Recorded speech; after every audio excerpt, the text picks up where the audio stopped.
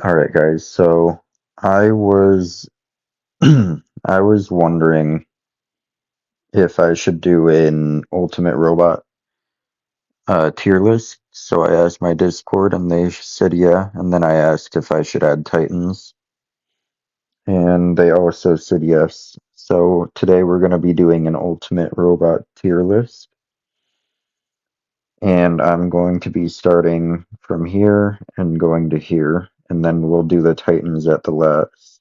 At last. All right. So,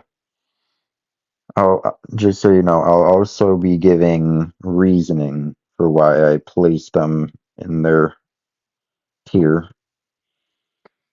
So, Bulgasari, I'm gonna say A. That shield has a lot of HP, but the thing is, the Mogwans and the Nania go through that shield pretty well. Same with Regulator. So, for now, that shield is almost useless in this meta. So it can still be used and it's still very good, but it's definitely not the greatest one. The ultimate Fenrir, on the other hand, is very, very, very tanky still, especially against Titans, because with the pilot, if you have the right pilot, your defense points cannot be mitigated. So if you build it right, the ultimate Fenrir almost cannot die. The Ultimate Blitz, I'm going to put at an S also, because if you also play that right, you can never take damage unless somebody has a shield breaker. That shield has so much HP, and you can teleport back whenever you want to. So it's very, very overpowered if used right. The Ultimate Aojun is going out of C because the ability and the pilot are both very useful. You can have QR, and your ability does a lot of damage. But the thing is, right now, the meta is kind of quantum radar based. So the ultimate Aojun cannot survive anything in this meta, really. The ultimate Ares, I'm going to put at a B. The reason I put it at a B is because of its Aegis shield. Not Aegis, I'm sorry. Absorber shield. If you get that the absorber shield, um, like stacked up, if you put a lot of damage into it, those built-in weapons do so much damage.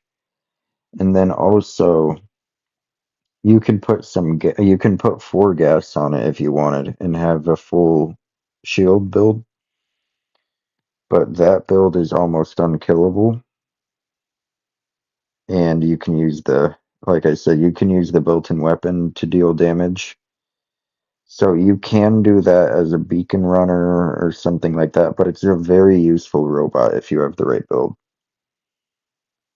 And then the ultimate mender, I'm going to put at an A because it heals a lot of, it heals a lot of HP of your teammates, of itself, and to be honest, it's just such a very, very balanced and very, very good if you play it right robot. It also has a built-in reviver, so if it dies, it gets more health. So that adds to the usefulness. The ultimate leech is an S. The ultimate leech reflects at MK3 50% of the damage taken when it's linked, and it's a very, very fast robot, so you can get out of there, especially when you put on the the extra speed. So the ultimate leech can even link onto people who are in phase shift, so you don't have to worry about that. And it's just a very, very, very good robot because it has 4 medium and has the repair when it gets shot when linked.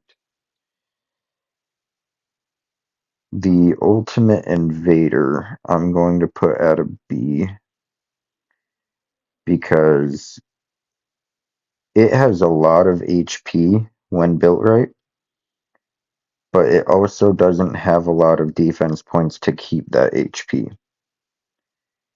And it also doesn't suppress a ton, but if built right, it can tank just purely on HP.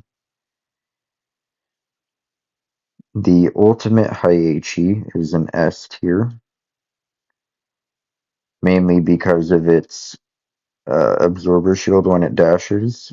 When that absorber shield takes damage, it increases the damage of the Heihachi's weapons, so it can eventually start one-shotting Titans.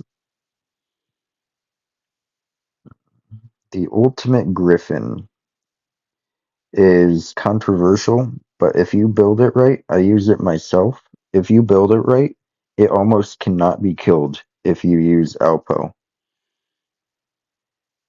I have it to where I have my jump unit and I have the Griffin pilot, so both jumps take less time to recharge. So I can stack that Aegis to 1.4 million if I wanted to. The ultimate fusion is also controversial, but the reason I put it here is if you play it right, it heals its gray HP, meaning if you play it right and pick your battles, you almost cannot die with the Aegis mixed with the gray heal. The ultimate Phantom is going at an A also because if you play it right once again, you can use the Phantom to your advantage because when you're in your ability, you have 100% defense mitigation protection, or in other words, DMI, defense mitigation immunity. So that makes it so Titan weapons do a lot less damage than they normally would. And also, when it teleports away, it heals gray HP. So it's also very fast, so it can be a very good beacon runner. The ultimate Raker is going at a B.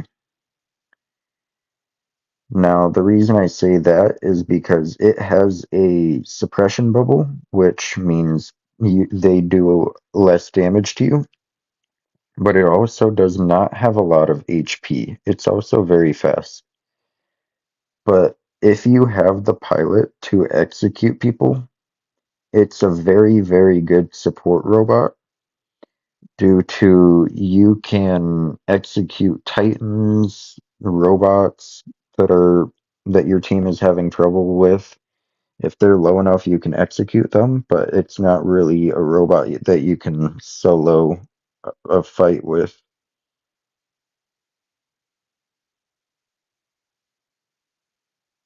I have two Ultimate Phantom on here. I just realized I'm gonna delete this one. The Ultimate Destrier is going at a D.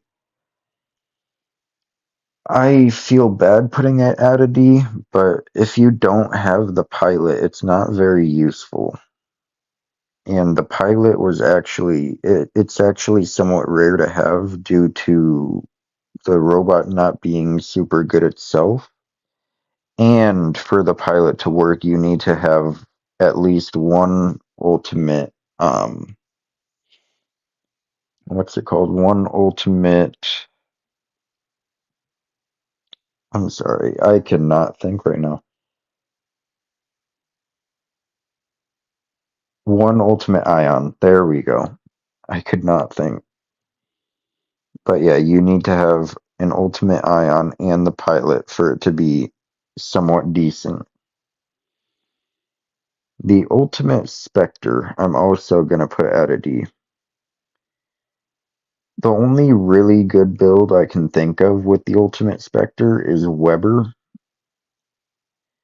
but still, even then, it can't survive any damage taken to it. It does have stealth when it jumps, but like I said, we're in a quantum radar meta right now, so it can't really survive with its stealth. So yeah, the ultimate Scorpion.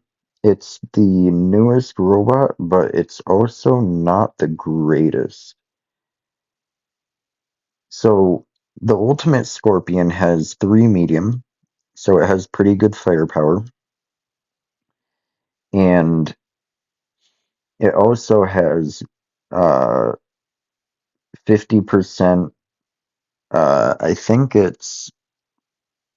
I think it just uh, only takes 50% of the damage put into it when it teleports. And with the pilot, you gain an Aegis shield when you teleport. But otherwise, when you teleport back, or when your Aegis shield drops, you're almost dead instantly. It's it cannot survive anything unless you play it insanely well. Alright, now we're on to the 3 Ultimate Titans. And I'm going to put them relative to each other instead of the robots. So if I were to put them instead of like relative to the robots, they would all be above S, but I'm going to put them relative to each other. So which one's better? All right. So I'm going to have to put Minos at an S. Right now, the meta is Devour. So what that means is you can't survive unless you have EMP or QR against a Devour, which the Minos has I think it's 9-second EMP, so it can easily kill a Devourer if needed. The ultimate Ming I'm going to put at an A because it has very, very high firepower, but it can't survive anything, really. I mean, it can tank some, but it can't really survive as much as the ultimate Minos. And also, the Arthur is going at an S. The shields give it an insane uh, advantage against the meta right now because they're obviously the Hugin and Munin. That's the meta. Those cannot go through physical shield. So with the Arthur having 3 alpha slots, the 20 million the 20 million shield HP, and um the I call it the Arthur fart, but I'm not sure what it's actually called. That does a lot of damage. And also the pilot gives it more HP. You can make it super, super tanky. And that is it, I think, for the video. Thanks for watching. Let me know if you guys want to see an ultimate weapon tier list. And I would also add the ultimate Titan weapons if I were to do the ultimate weapon. Thanks for watching, and don't forget to subscribe and like and